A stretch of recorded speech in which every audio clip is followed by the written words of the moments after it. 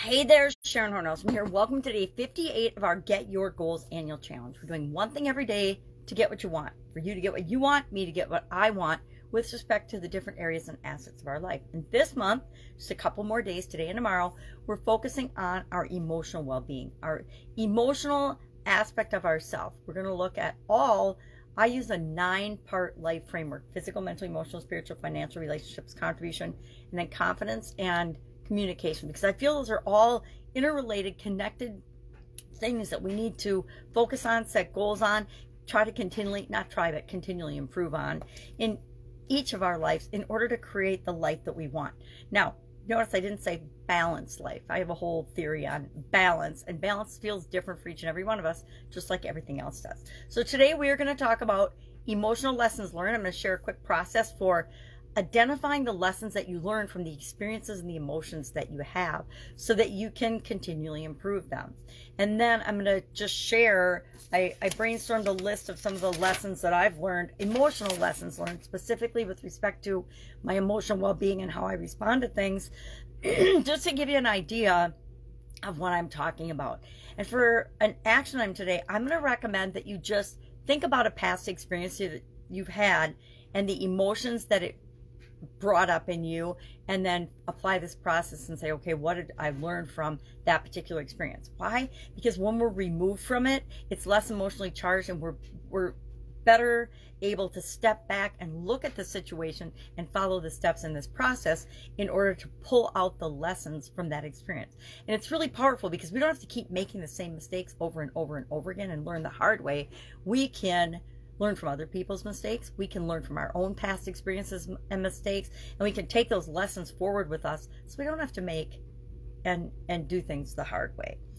Also, with respect to our emotional goal setting process, our emotional goal process, today we're going to think about support in terms of resources and accountability for achieving our emotional goals. So what do you need for support? What do you need for resources?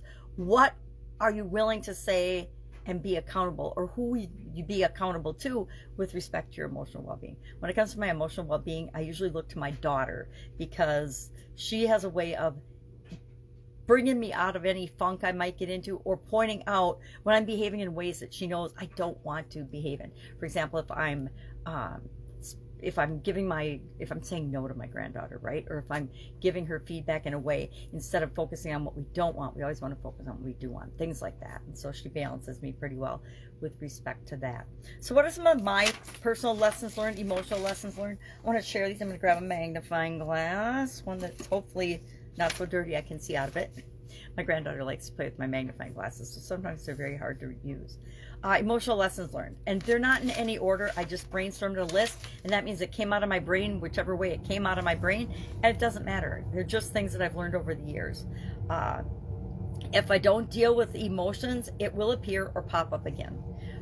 Only I can deal with my emotions. Nobody else can deal with them for me. My emotions are my reality. They're also my responsibility. Everybody else's emotions are their responsibility, not mine.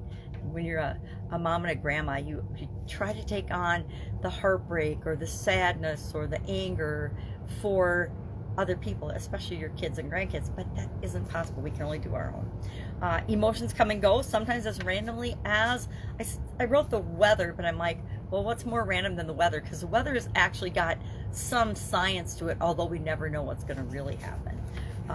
All emotions are here to show me something. This was one I learned that not necessarily the easy way. They're here to show me that I need to let something go. I need to resolve some conflict or something. I need to resolve something. Or solve a problem. I need to choose a different response, or it reinforces a feeling for me. Next, I can always choose another emotion. We learned that with the emotion guidance system. The emotional guidance system is there to show us that we don't have to go from frustrated to happy in one fell swoop. We can go a little bit at a time. And sometimes an emotion that we think might be more negative than another is actually less energetically charged, therefore moving us up the emotional guidance system ladder. I define what every emotion and feeling means to me. So I can define what anger and frustration and success, well, success isn't really, it is kind of an emotion, what all those things look like to me. I can change my definition whenever and as often as I want. Frustration is a good example because I've changed my definition of that several times over the years until I took all of the emotional charge out of it. So instead of ever, and I do get frustrated sometimes, I still do, but it's really hard for me to. And I just remind myself what I've defined it as, and then it makes it easier to learn the lesson that it's there to show me. My emotions are subject to change without warning. I am an emotional being, and it shows whether I intended to or not.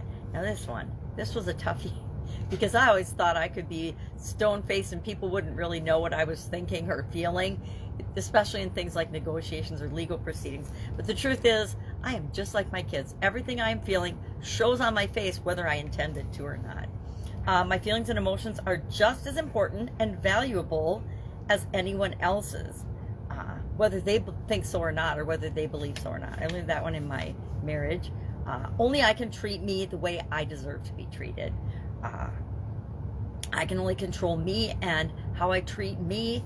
I can't control how other people treat me. It's totally up to me. So those are just some emotional lessons learned that I wanted to share. So to give you an example of some of the lessons I've learned from different experiences I've had in my life. And I came up with that list by just thinking about past experiences and what I've learned from them. Because I guarantee there's a bunch of lessons that I haven't learned yet that will keep popping up until I actually consciously become aware of them. So that's it. If I can help you in any way, ask. Otherwise, I will be with you tomorrow. Have fun with this. It's such a empowering exercise, but it's also fun because it's impacting us in such a positive way. All right, have an awesome day. I'll be with you tomorrow.